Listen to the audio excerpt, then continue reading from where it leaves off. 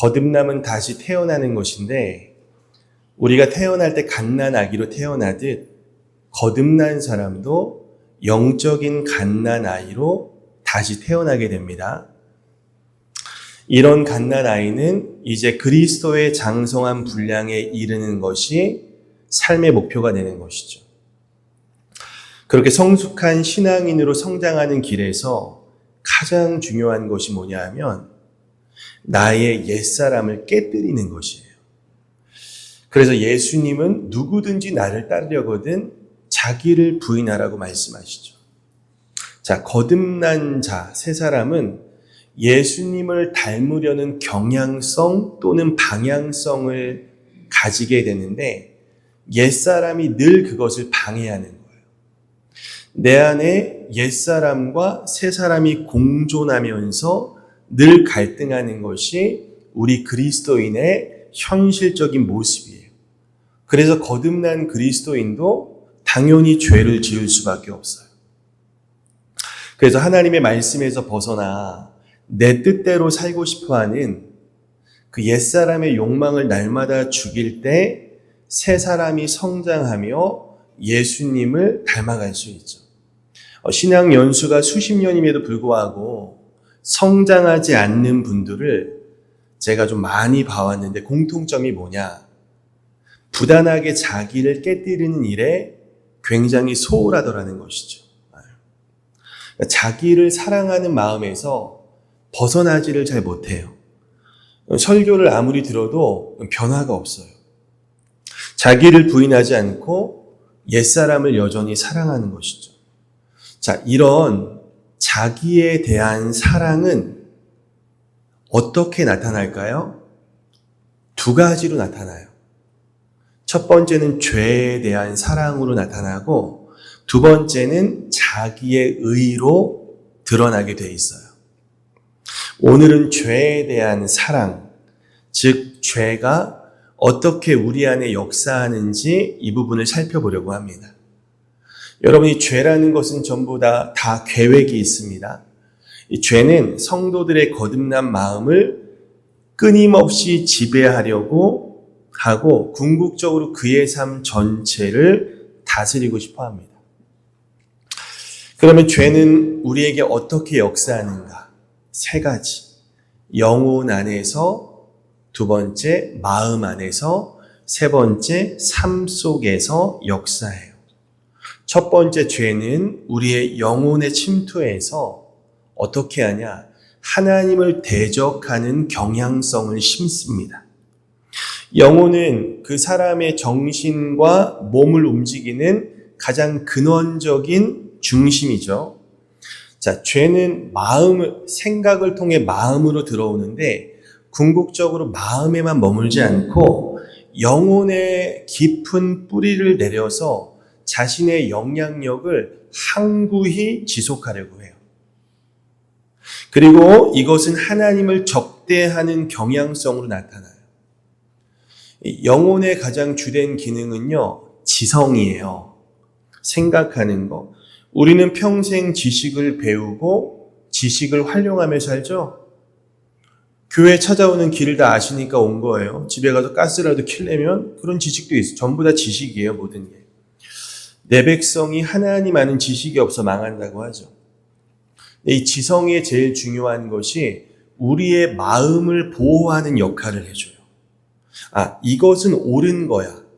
이거는 옳지 않은 거야. 내 마음에 받아들이면 안 돼. 이거를 판단해 주는 게 지성이에요. 근데 이 죄가 바로 우리의 영혼의 지성을 공격하는데 특히 생각하는 능력을 공격하게 돼요. 죄가 사용하는 무기는 간단해요. 거짓과 속임이에요. 이거 하나로 지금 여기까지 온 거죠. 저는 지금 세상에서 가장 심각한 문제를 뭘로 보냐면 가짜 뉴스로 봐요. 이게 엄청난 돈이 되고 정말 국가 차원의 사람들을 미혹할 수도 있고 결국 세상을 무너뜨리는 것이 이 거짓 뉴스, 거짓이라고 생각해요. 자, 죄는 가장 먼저 우리의 생각을 부주의하게 만들어서 죄를 죄로 인식하지 못하게 만들어요. 이거 이거 죄는 별거 아니야. 사람들 전부 다 이거 하잖아. 죄를 가볍게 여기도록 속여서 일종의 미혹이죠. 그렇게 점차 받아들이게 만들어요. 또 우리의 생각으로 하여금 어떻게 해요? 헛된 것에만 인생에서 몰두하게 만들어요. 우리 인생이 얼마나 금방 지나갑니까? 안개와 같잖아요. 그런데 그러면 이 짧은 인생 진리와 어떤 본질적인 거, 어떤 중요한 가치에 몰두해도 시간이 없는데, 하나님께만 신경 써도 시간이 없는데, 비본질적인 거, 하찮은 거, 헛된 이 세상의 육신적 가치에 몰두하게 함으로써 그 안에 숨어있는 죄를 보지 못하고 받아들이게 만들어요. 그래서 하나님께 쏟아야 될, 전심을 다해 쏟아야 될 관심이 전부 세상으로 분산돼 버리는 것이죠. 자, 시편 119편 말씀 읽어보겠습니다. 시작. 내 눈을 돌이켜 헛된 것을 보지 않게 하시고 주의 말씀으로 내 삶을 새롭게 하소서. 또 이 죄가요, 우리의 생각을 부패하게 만들어서 정당한 추론을 못하게 막아요. 무슨 말이냐? 어떤 죄를 짓고 나면 그 후에 겪게 될 대가나 결과나 어떤 처벌이나 이거를 정당하게 추론하지 못하게 막는 거예요. 요즘 뉴스에 보면은 하루가 지나기 무섭게 서로 참지 못하고 찌르고 죽이는 일들이 많아요. 남편을 거세를 하지 않나 보셨죠? 아버지가 아들을, 가족을 다 죽이려고 하지 않나? 지인을 죽이는 거는 뭐 다반사고. 아니, 그렇게 사람을 죽이면 그 결과가 분명히 나에게 큰 형벌로서 다가올 것이 뻔한데도 불구하고 정당한 추론을 못하는 거예요. 그냥 찌르고 보는 것이죠. 우리도 하나님 믿지만 어떤 생각이 있어요. 죄 한 번 짓는다고 뭐 달라지겠어? 이게 서서히 쌓이는 거죠. 실제로 하나님 오래 참아주시잖아요. 근데 이게 계속 이런 태도가 쌓이면 서서히 죄에 대한 대가나 결과에 대해서 합리적인 추론을 못하게 돼요. 이전에는 죄를 지을 때 따라오는 어떤 대가나 징계가 죄책감이 좀 싫고 두려워서 감히 죄를 잘 안 지었는데 서서히 그 죄의 뒷감당을 생각하지 않고 점점 더 과감하게 죄를 짓게 되는 것과 마찬가지. 이 자라나는 아이들이 점점 더 이런 식으로 죄의 길로 가는 거예요. 조금씩. 그럴수록 생각하는 능력은 무디어지고 어두워져요. 그래서 우리가 심각한 죄를 저지른 사람들을 향해 뭐라고 해요? 와, 저렇게 생각이 없을까? 그러잖아요. 어떻게 저런 죄를 생각이 없을까? 이런 말을 하는 거예요. 여기에 더하여 사람은 늘 자기 중심성, 자기에 대한 사랑이 늘 함께 작용하기 때문에 이 잘못된 판단을 정당화하고 타협하면서 서서히 위선적인 삶으로 변화되기 시작해요. 겉으로는 예배드리는데 집에 가서는 딴짓하고 안 그런 척하는 게 당연시 되는 거예요. 이게 위선이라고 하잖아요. 자, 이런 식으로 죄는 우리의 지성을 망가뜨리고요. 그래서 이단에 빠진 사람들이 여러분 합리적인 판단을 못하는 거예요. 우리가 볼 땐 되게 어리석잖아요. 근데 여러분 IQ랑 아무 상관없어요. 거기 이단에 가면요. 의사, 검사, 판사, 젊은 애들 수두룩해요.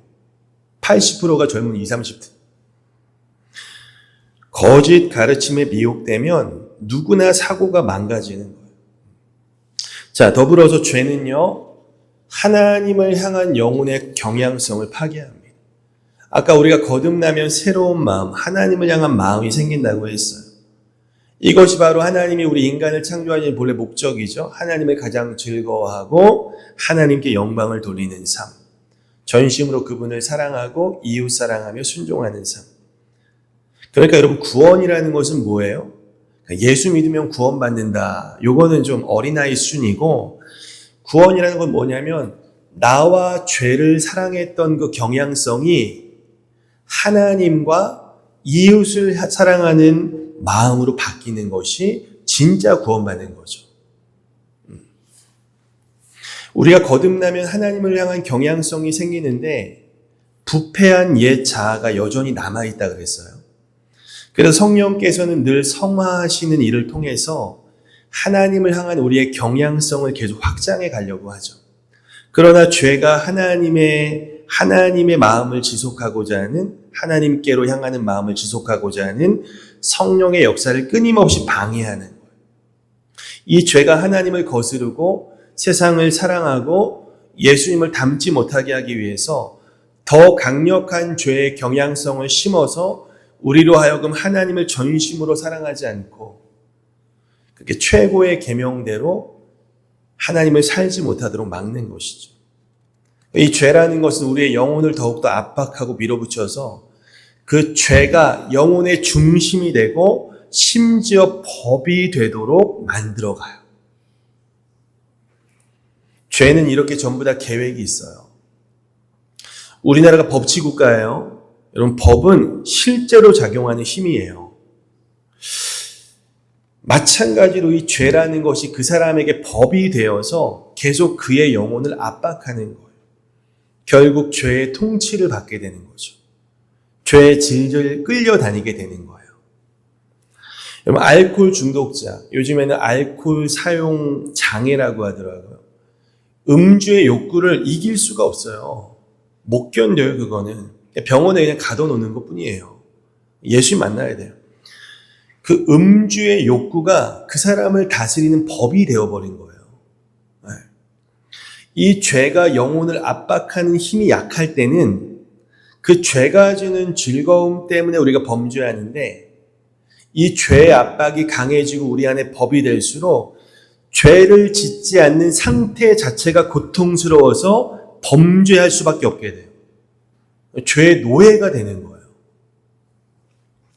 그래서 죄는 우리 영혼에 침투해서 결국 법이 되어 우리를 통치하려 한다. 죄가 너무나 무서운 거예요. 자, 로마서 7장 21절로 23절 한번 생각하면서 읽어보겠습니다. 자, 시작. 그러므로 내가 한 법을 깨달았노니 곧 선을 행하기 원하는 나에게 악이 함께 있는 것이로다. 내 내적 존재는 하나님의 법을 즐거워하되 내 지체 속에서 한 다른 법이 내 마음의 법과 싸워 내 지체 속에 있는 죄의 법으로 나를 사로잡는 것을 보는도다. 이렇게 영혼 안에서 우리의 지성을 속여서 또 하나님을 향한 영혼의 경향성을 파괴함으로 또 영혼을 압박하여 밀어붙여서 그 영혼을 사로잡는 법이 되고자 죄가 우리 가운데 날마다 역사합니다. 자, 두 번째, 마음 안에서 역사하는 죄를 살펴볼게요. 아까는 첫 번째는 영혼 안에서였고, 죄는요, 우리의 마음에 먼저 들어오는데, 첫 번째, 마음 속에서 어떻게 하냐? 육체의 욕심을 불러일으켜 우리 마음의 자리를 잡기 시작해요. 육체의 욕심 너무 다양하죠. 돈과 소유에 대한 욕심, 성적인 욕망, 내가 늘 중심이 되고 싶어하는 욕심, 그 외에도 많은 욕심이 있죠. 이 욕심에 사로잡히면 그 욕심의 원천이 되는 뭘까요? 우리의 옛사람의 정욕은 더욱더 넘쳐 흐르게 되는 거예요. 여기저기서 물이 한 곳으로 모이는 것과 마찬가지. 이 옛사람의 정욕이 마음에서 넘실거릴 때 아까 말씀드린 영혼 안에 있는 죄의 경향성과 연합이 되면서 거대한 힘을 갖게 돼요. 죄와 우리의 안에 있는 옛사람과 욕심이 전부 다 하나가 되어버리는 거예요. 영혼 안에 있는 죄의 경향성은 마음의 정욕을 자극하고 마음의 정욕은 우리의 육신을 자극해서 결국 우리 몸은 그 마음의 욕망을 이루기 위해 죄를 실행할 수밖에 없게 되는 거예요. 죄와 옛사람과 욕심과 우리의 육체가 전부 하나가 되어서 하나님을 거스르고 범죄하게 되죠. 이게 쌓이고 쌓이면 어떻게 돼요? 노아 시대처럼 되어버리는 거예요. 한번 읽어볼까요? 창세기 6장 5절 6절. 시작. 주님께서는 사람의 죄악이 세상에 가득 차고 마음에 생각하는 모든 계획이 언제나 악한 것뿐임을 보시고서 땅 위에 사람 지으셨음을 후회하시며 마음 아파하셨다. 아멘. 이런 말씀에 아멘 하셔야 돼요. 축복의 말씀에만 아멘 하지 마시고. 자, 두 번째, 죄는 우리 마음에 즐거움을 줌으로써 뿌리를 내립니다. 여러분, 죄에는 즐거움이 있어요. 히브리서 11장 24절 함께 읽습니다. 성장한 모세는 믿음으로 이집트 공주의 아들이 되는 것을 거절했습니다. 그는 일시적인 죄의 쾌락을 누리는 것보다는 하나님의 백성과 함께 고통당하는 길을 택한 것입니다. 여러분, 뭐예요? 죄에는 낙이 있다는 거예요. 낙이 있으니까 죄를 짓는 거죠. 쾌락이 없다면 죄를 뭐하러 짓습니까? 먼저 우리는 상상을 통해 죄의 낙을 누려요. 저도 가끔 내가 싫어하는 누군가를 상상 속에서 마음껏 미워할 수 있고 팰 수도 있고, 그가 안 좋은 일 당했을 때 속으로, 겉으로는 위로하는데 속으로는 고소해할 수도 있고 박수 칠 수도 있는 것이죠. 또 음욕을 품어서 성적 쾌락을 누릴 수도 있는 것이죠. 다양해요. 마음껏 자기를 높일 수도 있는 것이죠. 자, 이런 상상의 죄의 장점은 뭐예요? 육체로 실행하지 않기 때문에 아무도 모르고, 죄를 실행할 경우 더 큰 낙도 있겠지만 죄에 대한 대가나 불편함이 따르기 때문에 소극적으로 상상으로만의 죄의 즐거움을 누리는 것이죠. 예를 들어 내가 술을 먹고 싶은데, 술을 먹으면 어때요? 술 취하면 이상한 행동을 할 수도 있고, 다음날에 속이 너무나 쓰리기 때문에 술 생각이 가득함에도 술을 먹지 않는 것과 마찬가지죠. 상상으로만. 자, 나아가 우리는 적극적인 죄의 실행으로 죄의 쾌락을 누리기도 합니다. 우리가 죄를 지으면 죄의 쾌락이 있는데, 여러분 기억하세요. 처음에는 그 쾌락이 크지만 반복될수록 쾌락이 점점 감소하게 돼 있어요. 그럼 어떻게 될까요? 더 큰 죄를 실행하겠죠. 마약에 중독된 사람이 마약을 사용할수록 당연히 뭐가 생겨요? 내성이 생겨요. 점점 더 많은 약을 투약하거나 횟수를 늘리거나 아니면 더 강도가 센 마약을 찾을 수밖에 없는 것과 마찬가지인 거예요. 처음에는 죄책감도 있었지만 죄를 반복할수록 죄책감이 현저히 감소해요. 그리고 죄를 지을수록 어떻게 되는 줄 아세요? 정욕은 더욱더 커지고요. 죄의 경향성은 더 강화될 수밖에 없어요. 마음이 더 굳어져요. 하나님과 당연히 멀어지죠. 이러한 상태로 성도가 교회를 아무리 다녀도 그 사람을 어떻게 구원받은 사람이라고 할 수 있겠어요? 회개에 합당한 열매가 없는데. 죄가 이토록 무서운 거예요. 자, 세 번째. 마음에서 세 번째. 죄는요, 마음의 틀 자체를 바꿈으로써 우리 안에 뿌리를 내립니다. 자, 무슨 말이냐? 우리 사람의 마음이라는 것은 죄와 하나님의 은혜가 서로 차지하려는 치열한 전쟁터와 같습니다. 그래서 성경은 뭐라 그래요? 잠언 4장 23절. 자, 시작. 그 무엇보다도 너는 내 마음을 지켜라. 그 마음이 바로 생명의 근원이기 때문이다. 마음 빼앗기면 다 빼앗기는 거예요. 죄는 우리 마음 빼앗으려고 해요. 죄가 우리 마음을 차지하기 위해서 어떻게 하냐? 정욕을 일으키기에 좋은 마음의 틀로 바꿔가는 거예요. 그 사람이 거듭났다고 해도. 자, 보세요. 회심한 신자의 마음은 이제 변화가 되어서 깨끗하고 덕스럽고 겸손하고 순종하려고 하고 선한 마음이 있는데, 이게 바로 로마서 8장 1절이 말하는 뭐예요? 생명의 성령의 법이 죄와 사망의 법에서 너를 해방하였다. 이렇게 된 거예요. 자, 그러면 이 죄의 입장에서는 어때요? 굉장히 억울하겠죠.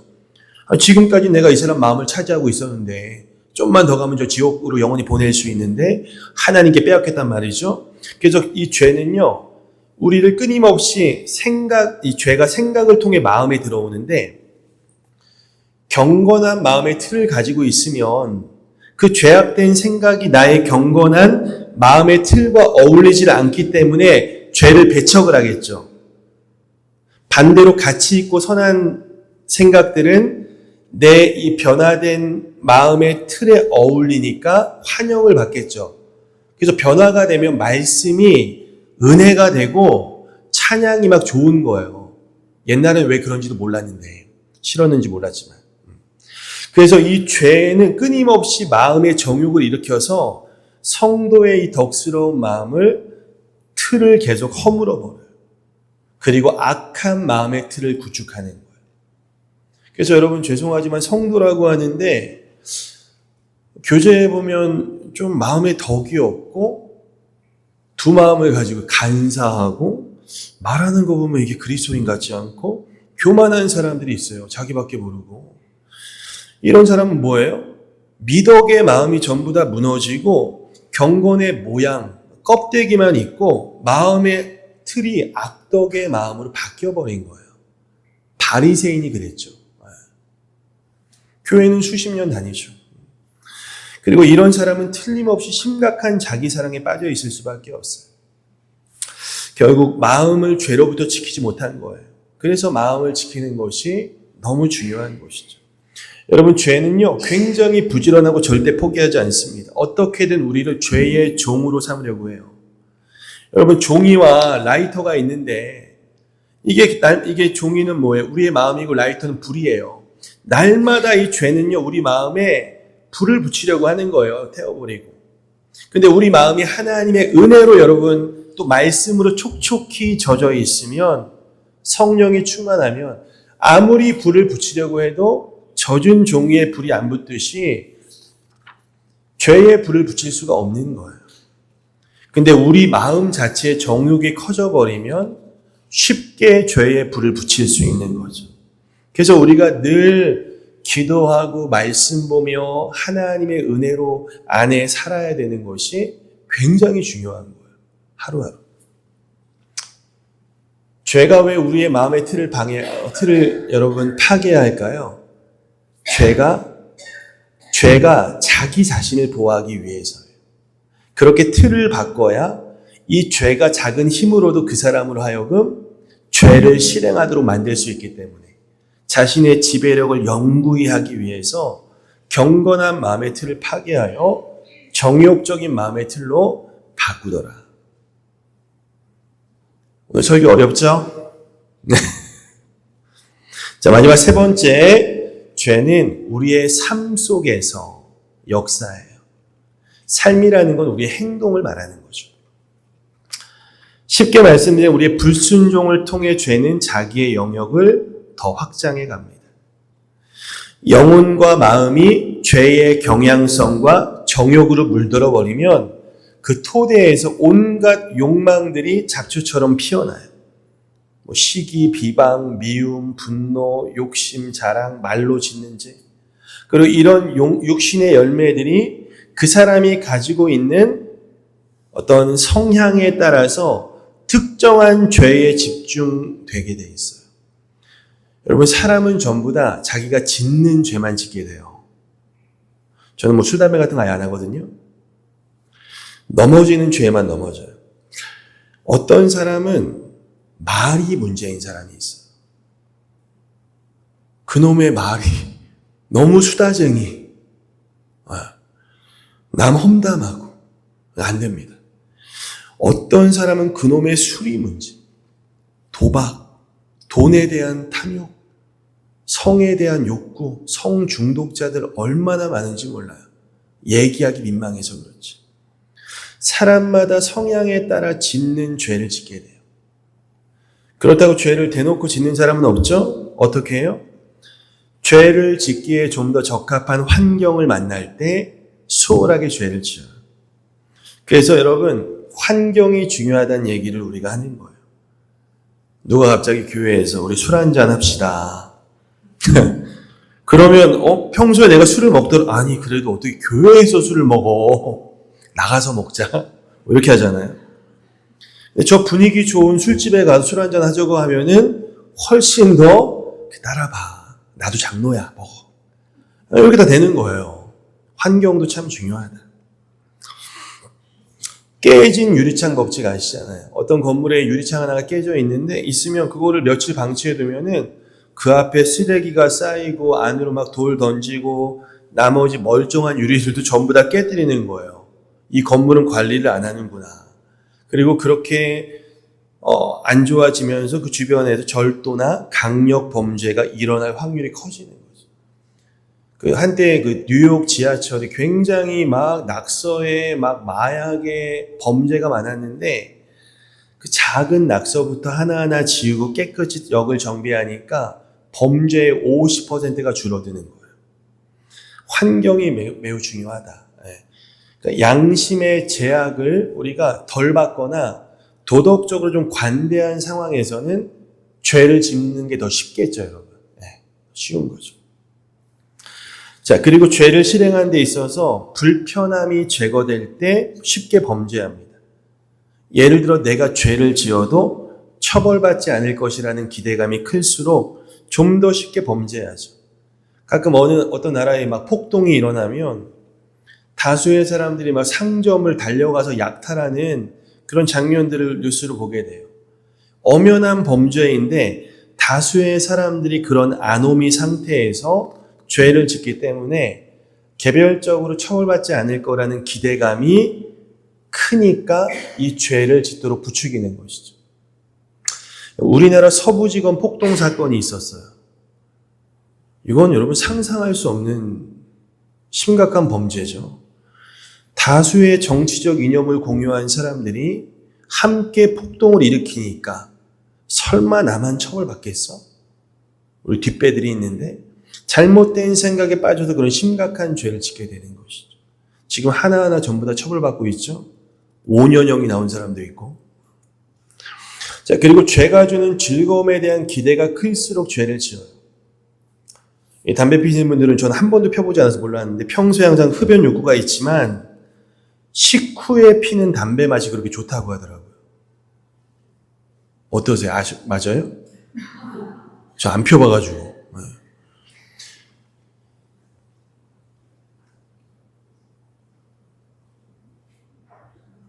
그러니까 우리가 어떤 죄의 쾌락에 대한 기대감이 클수록 죄에 빠지기가 훨씬 쉽다는 것이죠. 자, 그런데 여러분, 내가 죄를 실행하기 위해서는 반드시요, 정말 중요한 한 가지가 있어요. 내 의지가 동의를 해줘야 돼요. 죄의 욕구가 있어도 내 의지가 동의하지 않으면 죄는 절대 실행할 수 없어요. 그래서 우리가 짓는 죄는 결국 타인이나 환경을 탓할 수는 없다는 거예요. 내 책임이라는 거예요. 내 의지로 죄를 실행하기 때문에.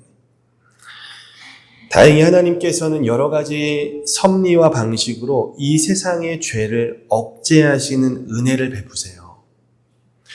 하나님이 섭리 가운데 죄를 억제하지 않으면 이 세상은 제가 볼 때 일주일 안에 무법천지나 지옥으로 변할 거예요. 사람을 죽여도 처벌받지 않으면 전부 다 칼 들고 다닐 거예요, 우리나라 사람. 복음서에 등장하는 헤롯이 세례 요한을 늘 죽이고 싶었는데 왜 못 죽였어요? 분위기가 어때요? 백성들이 세례 요한을 하나님이 보내신 선지자로 여기니까 그게 무서워서 죽이지를 못하는 거예요. 얘 죽였다간 나도 위태로우니까. 또 죄를 짓게 될 경우에 나중에 겪게 될 불편함을 생각해서 죄를 하나님이 막으시는 경우도 많아요. 어떤 죄는 지어봤자 이건 나에게 별 유익과 즐거움도 없겠다. 이거를 깨닫게 하셔서 하나님이 그 사람의 죄를 막으시기도 해요. 예를 들어 요셉의 형들이 요셉을 죽이려고 했죠. 처음에는 죽이려고 하다가 생각이 바뀌어서 아유 그래도 우리 동생인데 피를 봐서 뭐하냐, 무슨 이득이 우리에게 있냐, 그냥 팔아버리자.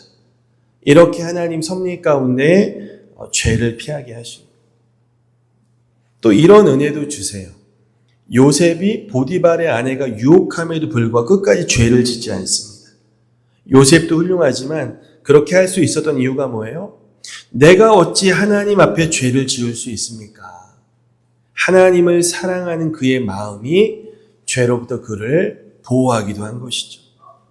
그럼에도 하나님의 은혜는 인간의 의지를 초월하여 역사하지 않아요. 인간의 자유의지를 존중하세요.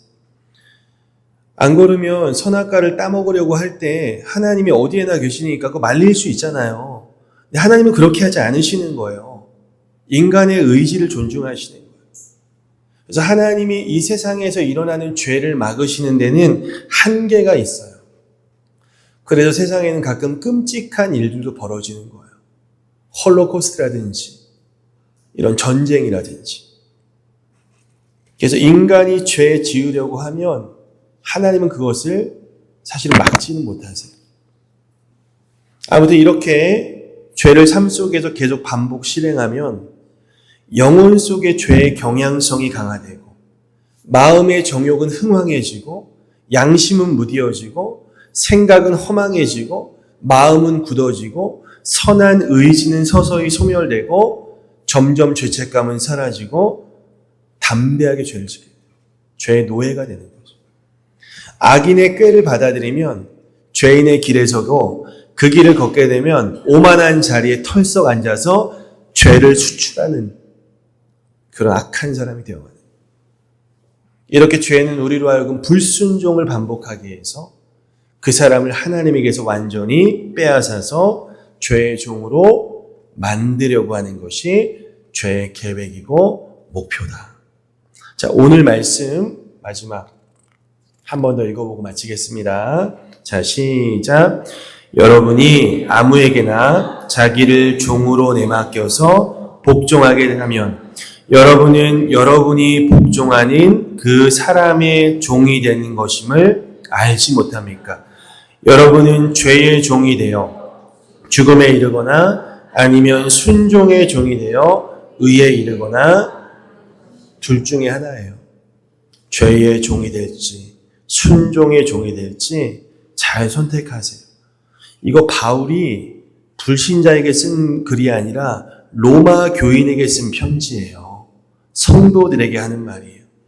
거듭나서 빛의 자녀가 되었음에도 계속해서 죄짓고 타협하고 불순종의 길로 가면 결국 파멸에 이릅니다. 구원 못 받아요. 하나님이 구원하시기 아니에요. 절대 아니에요. 정리합니다. 죄가 우리에게 어떻게 작용하는지 좀 살펴봤어요. 죄는 하나님의 은혜를 소멸해버리고요. 우리의 존재를 파괴하고 궁극적으로 우리를 노예로 삼습니다. 여러분, 죄의 종이 아니라 순종하여서 의의 종이 되시고 죄는 모양조차도 버리고 하나님의 자녀답게 경건하게 사시기를 주님의 이름으로 부탁드립니다. 아멘.